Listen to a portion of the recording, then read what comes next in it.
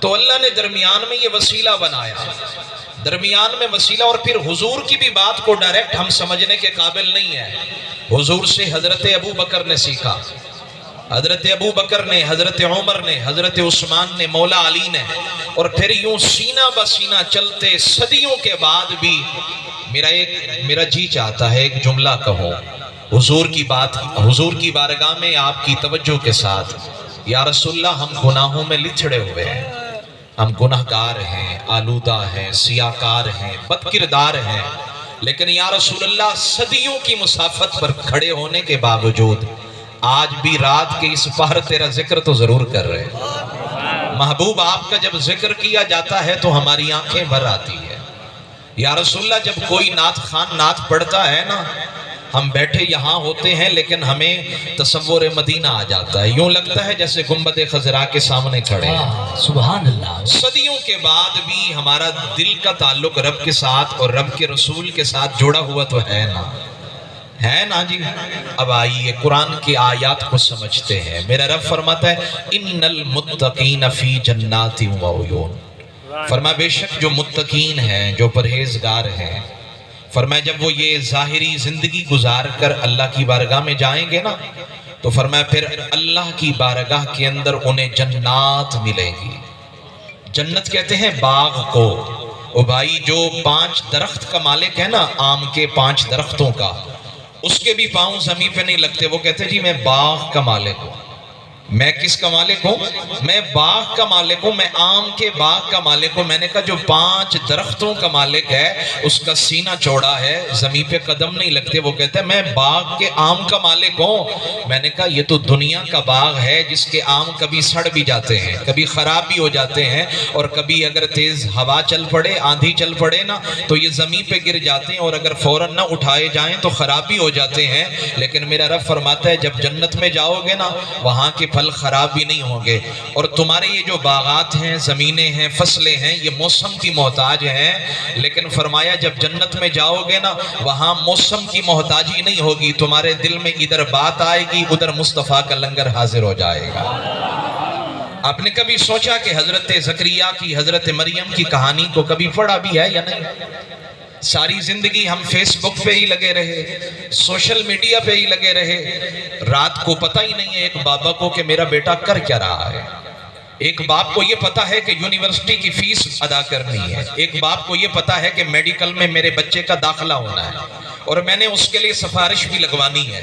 مجھے بتاؤ ان چیزوں کا پتہ ہے، لیکن رات کو 10 بجے کے بعد، 12 بجے کے بعد میرا بیٹا کمبل اوڑھ کر اندر کیا گل کھلا رہا ہے اس کا بھی پتہ ہے یا نہیں؟ میرے محبوب فرماتے ہیں کلکم رائن وکلکم مسئول عن رعیتی، فرمایا جیسے ایک بکریوں کا چرواہا جب بکریاں لے کر جاتا ہے نا، اور جب شام کو لوٹ کے آتا ہے تو بکریوں کا مالک بکریاں گنتا ہے، کہیں ایسا تو نہیں کہ کوئی بکری یہ بھول کر چھوڑ کر تو نہیں چلا آیا۔ میرے رسول فرماتے ہیں جیسے بکریوں کے چرواہے سے شام کو پوچھا جاتا ہے، یوں قیامت کے دن ہر گھر کے سربراہ سے پوچھا جائے گا یہ بتا تیری بیوی نماز پڑھتی تھی یا نہیں؟ ہم سے نہیں پوچھا جائے گا ساری رات محفل نعت میں، نعت خوانی ہونے کے بعد، ذکر رسول سننے کے بعد، فرحان قادری صاحب کی، دیگر ثنا خانوں کی نعت سننے کے بعد، جب تہجد کا وقت آیا، جب رب سے مانگنے کا وقت آیا تو لمبی تان کس ہو گیا، اب یہ بتا تیرا محفل میں جانا دیکھوں یا پھر نماز کے وقت تیرا سونا دیکھوں؟ ہاں، اللہ کو راضی کرنا ہے تو پھر یوں کریں، آج یہ عہد کر کے جائیں۔ ہمارے بھٹا برادران نے جو ذکر رسول کی محفل سجائی ہے نا، یہ خالی معاملہ نہ لے کر جائیں، نعت سننی ہے تو پھر نعت والے سے یاری بھی لگانی ہے، صرف نعت نہ سنا کریں۔ میں اگلے دن، ایک دن پہلے میں چشتیہ میں تھا، اس سے پہلے میں مظفر گڑھ میں، تو میں نے دوستوں سے کہا، وہاں قیوم صاحب لودرہ کے آئے ہوئے تھے، دف پر نعت پڑھتے ہیں، میں نے انہیں کہا بھائی زمانے کو نعت سنائی ہے، کبھی خود کو بھی نعت سناؤ۔ او بھائی سارے جہاں کو نعت سنائی ہے، کوئی اگر ادھر ادھر دیکھے تو کہتے ہیں او بھائی میری طرف توجہ کر، تو میری نعت نہیں سنتا ہے، میری نعت نہیں سنتا ہے، میری طرف توجہ کر۔ میں نے کہا دنیا کو نعت سنائی ہے، اور سنائی بھی لنگر لے کر ہے، لیکن کبھی خود کو نعت سنا۔ اور کبھی مدینے والے کو تنہائی میں بیٹھ کر نعت سنا، آنکھیں بند کر کے نعت سنا، مدینے کا تصور کر کے نعت سنا، اور حسان بن ثابت کو سامنے رکھ کر نعت سنا، اور پھر یہ سوچ کہ جیسے سرکار نے نیچے بیٹھ کر منبر پہ حسان کو بٹھایا اور پھر فرمایا اب تو میری نعت سنا، حسنین کے نانا تیری نعت کو سنے۔ مزہ تو اس میں ہے، جس اس میں ہے، لطف اس کے اندر ہے۔ اور ہم کہاں جا کے کھڑے ہو گئے، کہاں جا کے کھڑے ہو گئے، آئیں اب لوٹ آئیں۔ نوجوانوں اپنی خلوتوں کو آلودہ نہ کرو، تمہاری یہ تنہائیاں جو ہے نا یہ بڑی آلودہ ہیں۔ جب کوئی نہ دیکھ رہا ہو تو ہم کیا کرتے ہیں یہ ہم ہی جانتے ہیں، ایسا ہے یا نہیں ہے؟ کم از کم سری ہلا دیں، تائید ہی فرما دیں۔ اب بونٹ تو ملنے سے رہا، کم از کم آپ سر کو تو ہلا ہی سکتے ہیں۔ یہ تائید کا بونٹ ہے، میں کوئی اور بونٹ نہیں مانگ رہا، پریشان نہ ہو۔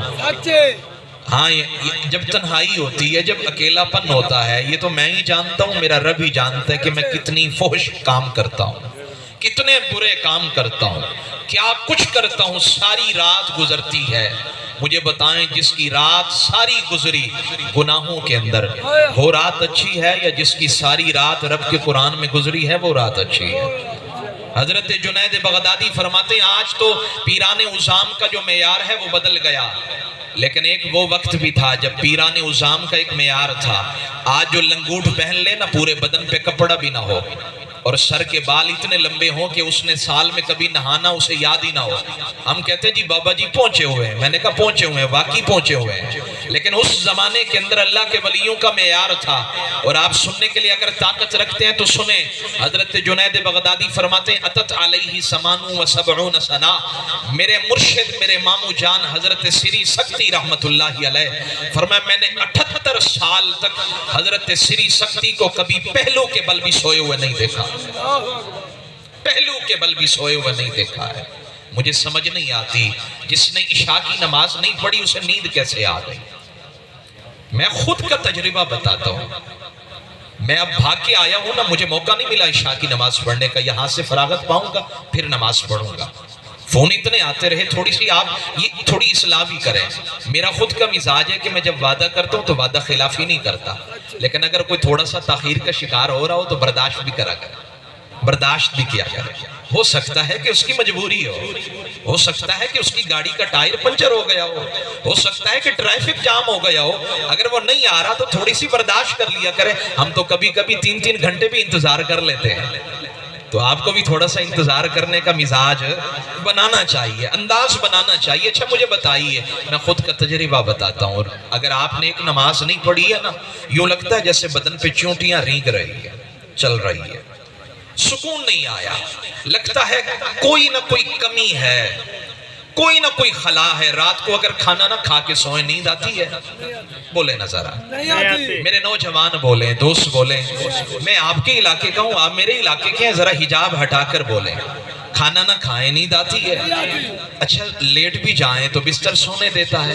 نہیں سونے دیتا، کہیں اندر ہی اندر کچوکے لگتے ہیں، وہ چوہے دوڑتے ہیں کہ نیند نہیں آتی، کھانا نہیں کھایا، اور اگر تھوڑا سا ہلکا ہاتھ رکھ کے کھایا ہے تو پھر بھی رات کو کسی نہ کسی پہر نیند آنے سے رہ جاتی ہے، اور دل کرتا ہے کہ کھانا اگر کچن میں پڑا ہو تو کھا لو۔ میں نے کہا تجھے کھانا اگر نہ ملے تو تجھے رات کو نیند نہیں آتی، اور تو عشاء کی نماز تو نے پڑھی نہیں ہے، پھر بھی تجھے نیند آ گئی ہے، پھر بھی تجھے نیند آ گئی ہے، اور پھر کہتا ہے رزق نہیں ملتا ہے۔ 8 بجے تو اٹھتا ہے، دکان تو 10 بجے جا کے کھولتا ہے، پھر کہتا ہے تیرے رزق کے اندر برکت ہی نہیں ہے۔ سیدہ طیبہ طاہرہ حضرت فاطمہ الزہرا فرماتی ہیں میں فجر کی نماز پڑھ کے سوئی ہوئی تھی، میرے رسول کا گزر ہوا تو محبوب نے یوں پاؤں مبارک میرے جسم کو لگایا، لگانے کے بعد فرمایا فاطمہ یہ سونے کا وقت تو ہے ہی نہیں۔ اور ہمارے تو اکثر لوگ فجر کی نماز تو جہاں رہ گئی، سورج سر پہ چڑھ آتا ہے، پھر بھی دیکھیں تو صحیح ذرا، ابھی بھی اگر بیوی اگر کمبل کھینچ لے، رضائی کھینچ لے تو گالیاں سننے کو ملتی ہیں۔ میرے رسول فرماتے ہیں فجر کی نماز کا وقت جو ہے نا، نماز کے بعد کا وقت، یہ تقسیم رزق کا وقت ہے۔ اب یا کر یہاں ملائکہ رزق تقسیم کرتے ہیں، اور جو تقسیم رزق کا وقت تھا تو سونے میں گوا دیتا ہے، پھر بتا تیرے رزق میں برکت کیسے ہو، تیرے کاروبار میں برکت کیسے ہو؟ نہیں بتائیں نا ذرا کیسے ہو؟ میرے رب فرماتا ہے ان المتقین فی جنات و عیون۔ اور آپ کو ایک کہانی سنا دوں، بیدار بیٹھے ہیں آپ حضرات. کہانی سنا دوں حضور کی. وہ میں نے پڑھا ایک کتاب پڑھی مولانا خدا بخش ازہری رحمت اللہ علیہ کی. شجاباد والے وفات پا گئے, وصال کر گئے, بہت بڑے عالم ہیں. مولانا خدا بخش ازہری فرماتے ہیں 20 مقامات کا سفر ان کی کتاب ہے. فرماتے ہیں میں بیت المقدس میں گیا.